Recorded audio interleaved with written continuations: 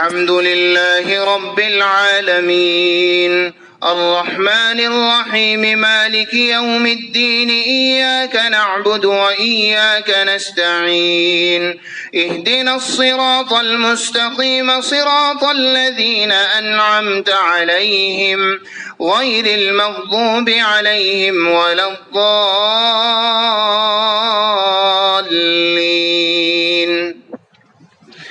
يا أيها الذين آمنوا لا يحل لكم أن ترثوا النساء كرها ولا تعضلوهن لتذهبوا ببعض ما